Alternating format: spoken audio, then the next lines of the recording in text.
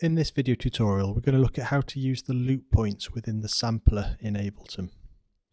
For the purpose of this, I've got a simple keyboard sample loaded into the sampler that we've used in a previous tutorial. I've already set the key map and I've set the root key, so when I play a C2 we get the note that we require from the sampler itself. This particular sample is quite long. If I was to hold the key down, it lasts for about 10 seconds. That might be long enough for most projects. However, if we want this sample to last longer, we need to establish loop points. We do that very simply by turning our sustain mode on. We have two different modes of sustain. We have continual forwards or forward and backwards, and I'm going to demonstrate both of them now. So with the sustain mode turned on, our loop start and our loop end and our crossfade positions become active. We can adjust our loop positions by simply clicking and dragging the boxes, or alternatively moving the arrows themselves. So what I'm looking for are 2 points of our waveform that are approximately equal in velocity. No big jumps there.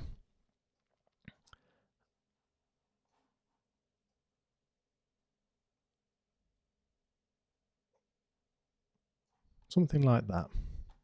Let's have a listen to this and see what it sounds like.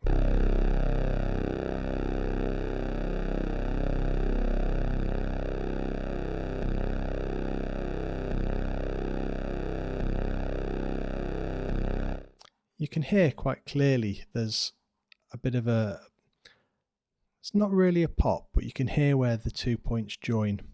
It could be that we could adjust it to find a new position, or we could use our crossfade. So we can introduce a crossfade between the 2 loop points. This will allow them to fade in and out from each other. Let's see what this sounds like.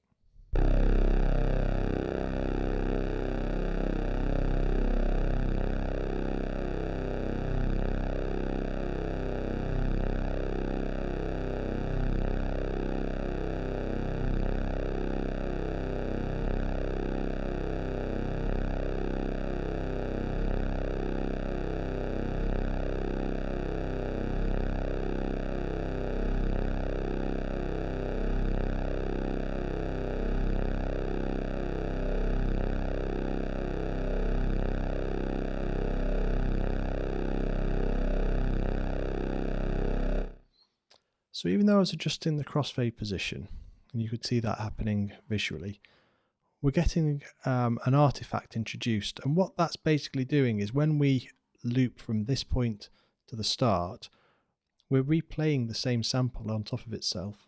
As a result, we get a phase, and you can hear that as a slight rasp in the sound. So this isn't going to work for us on this particular sample, so we might switch to the forwards and backwards. I'm going to turn the crossfade down and just have a listen to how this sounds from the off.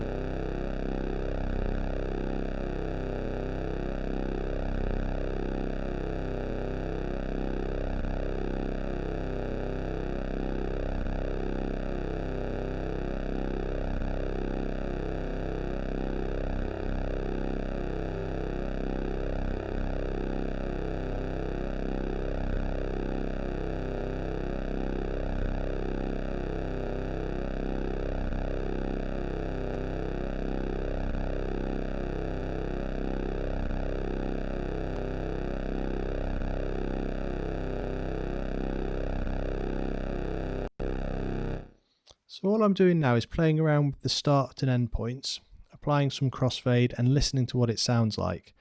I've just tried moving the entire section that we are looping to another part of the track just to see if that helps it, because we can still hear slight artifacts being introduced at the points of crossfade and loop.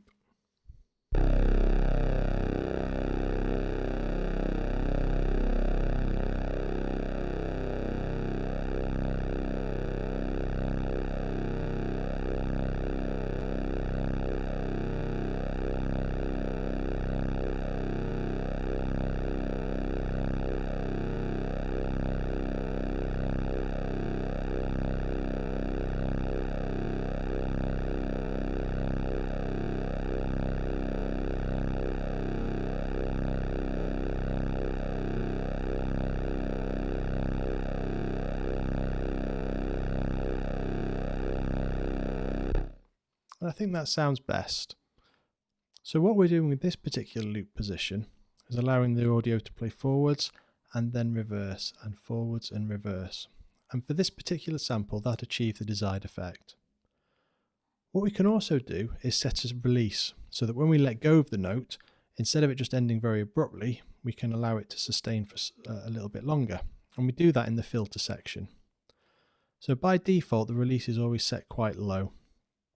So I've got it set to roughly half a second. When I let go of the key, we get half a second's worth of sustain. But I can turn this up. If I set it to 2 seconds, you can hear the sustain kicking in. If I set it down to 0, it sounds very abrupt.